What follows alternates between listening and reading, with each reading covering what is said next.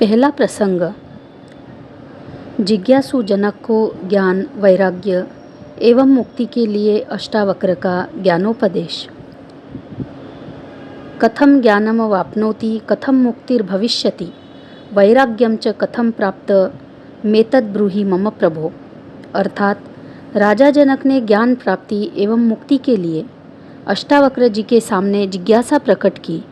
हे प्रभो, ज्ञान कैसे प्राप्त होता है, मुक्ति कैसे होती है और वैराग्य कैसे प्राप्त होता है, मुझे समझाइए। ज्ञान का अर्थ है आत्मज्ञान। आत्मज्ञान ही मात्र ज्ञान है, बाकी सब जानकारी है, सूचनाएं हैं जो बाहर से प्राप्त होती है। यह प्रकृति उस चैतन्य तत्व की ही अभिव्यक्ति है, उसी का खेल है। यह चैतन्य ही समस्त सृष्टि का आधारभूत तत्व है जो समस्त जड़ चेतन में व्याप्त है। इस व्यष्टि चेतन को आत्मा तथा समष्टि चेतन को ही ब्रह्म कहा गया है। दोनों एक ही तत्व है। आत्मा का ज्ञान ही परमात्मा का ज्ञान है। इस आत्म तत्व का ज्ञान होने पर सब कुछ जाना हुआ हो जाता है। उपनिषद भी कहते हैं, यस्मिन् विज्ञाते सर्वमिदं विज्ञातम भवति, अर्थात जिसके जानने से सब कुछ जाना हुआ हो जाता है, संपूर्ण सृष्टि का रहस्य ज्ञात हो जाता है। फिर जानने को कुछ बाकी नहीं रहता।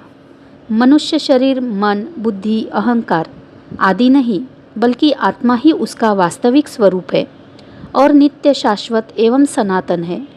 प्रकृति अनित्य है। इसे आत्मा का ज्ञान ही स्व का ज्ञान है। अज्ञानी प्रकृति को ही जानते हैं जो स्थूल है, इंद्रिय ग्राह्य है, जबकि ज्ञानी उस चेतन को भी जान लेते हैं जो सूक्ष्म है, इंद्रियातीत है। इस ज्ञान प्राप्ति से होती है मुक्ति। सृष्टि का आधार जान लेने पर समस्त सांसारिक प्रपंच का ज्ञान हो जाता है।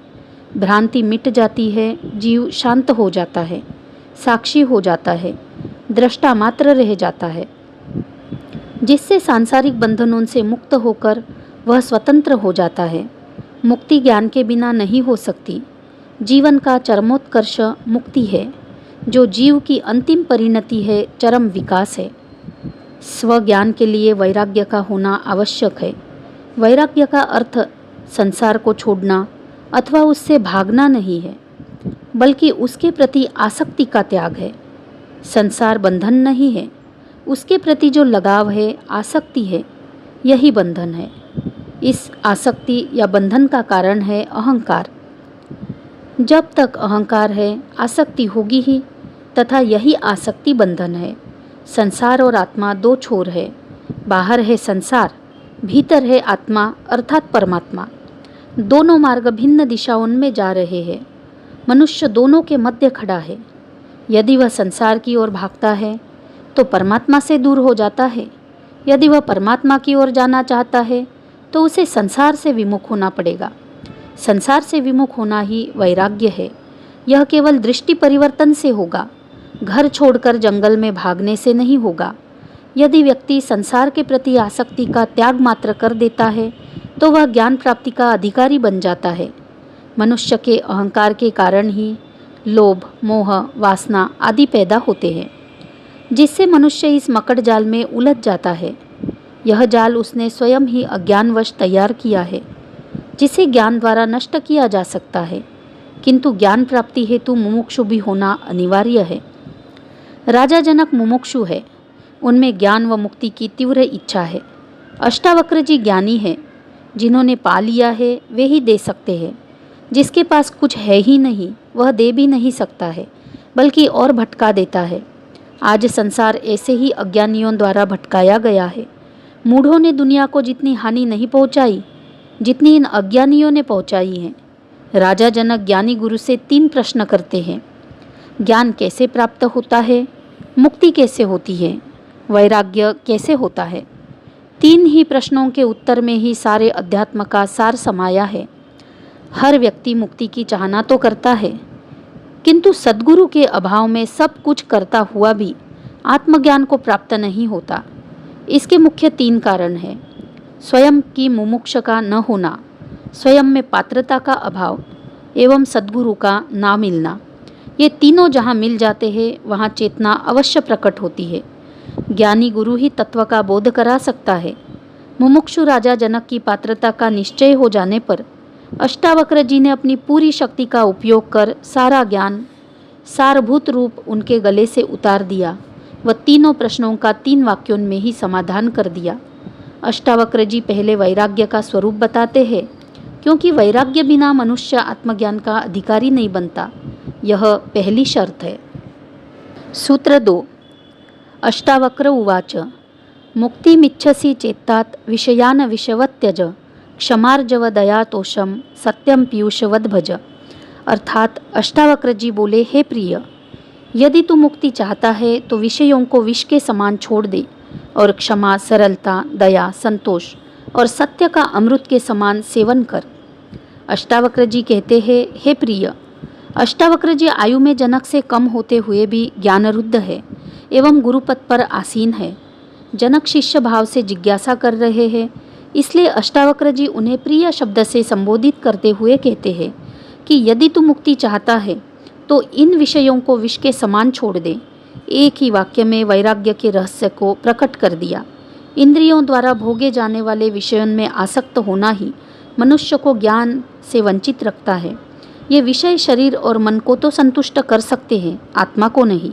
फिर भोग से कभी वासनाएं तृप्त नहीं होती, बार बार उठती है, वह अनेक जन्मों तक चलती रहती है, जिससे मनुष्य शरीर व मन ही नहीं, वह चैतन्य आत्मा है।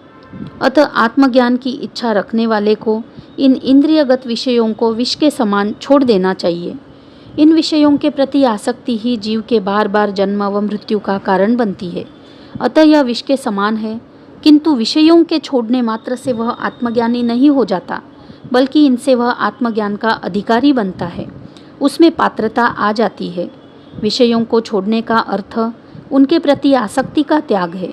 ये विषय बंधन नहीं है, उनके प्रति जो आसक्ति है वही बंधन है, जिसे छोड़ने की बात अष्टावक्र जी कह रहे हैं।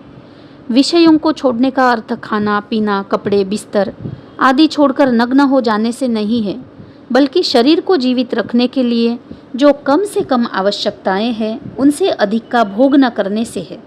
भोगों में आसक्ति होने से ही लोभ, मोह, क्रोध, ईर्ष्या, द्वेष, दुख आदि अनेक अवगुण आते हैं और एक ऐसा दुष्चक्र बन जाता है जो जन्म जन्मांतर तक समाप्त नहीं होता।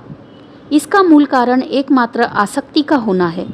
आसक्ति त्याग से ही इन समस्त बुराइयों से वह मुक्त हो जाता है तथा ज्ञान का अधिकारी बन जाता है। अष्टावक्र जी आगे कहते हैं कि विषयों के त्याग से तुझे पात्रता उपलब्ध होगी, तू सद्गुण ग्रहण करने का पात्र बन जाएगा। पात्र में जो विषय रूपी जहर भरा है उसे खाली किए बिना उसमें अमृत भरने से वह अमृत भी विष बन जाएगा।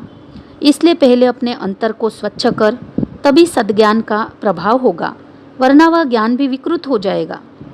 अंतःकरण स्वच्छ होने पर तू क्षमा, सरलता, दया, संतोष एवं सत्य रूपी अमृत को उसमें भरकर सेवन कर, तभी तुझे अमृत का लाभ मिलेगा।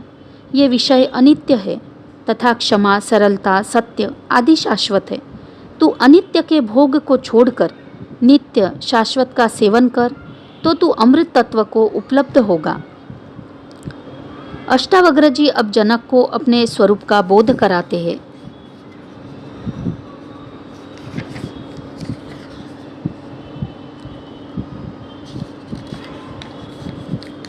सूत्र 3।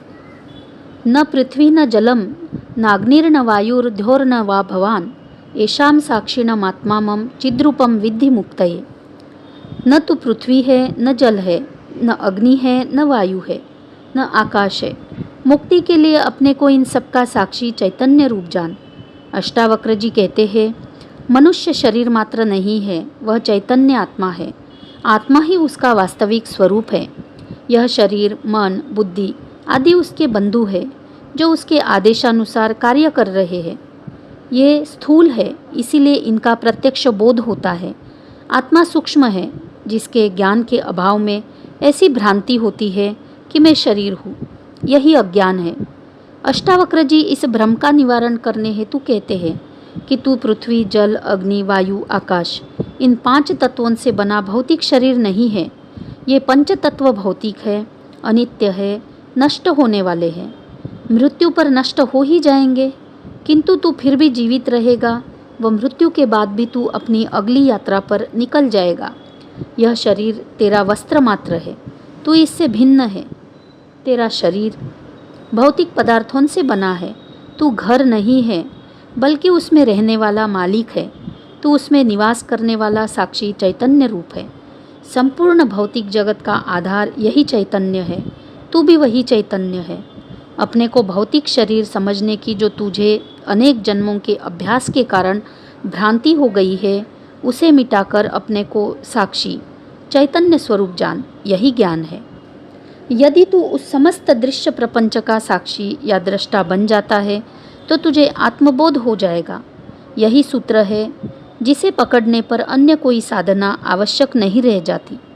अष्टावक्र जी राजा जनक को आत्मबोध कराने के बाद मुक्ति के लिए कहते हैं, जो जनक का दूसरा प्रश्न है कि मुक्ति कैसे होगी।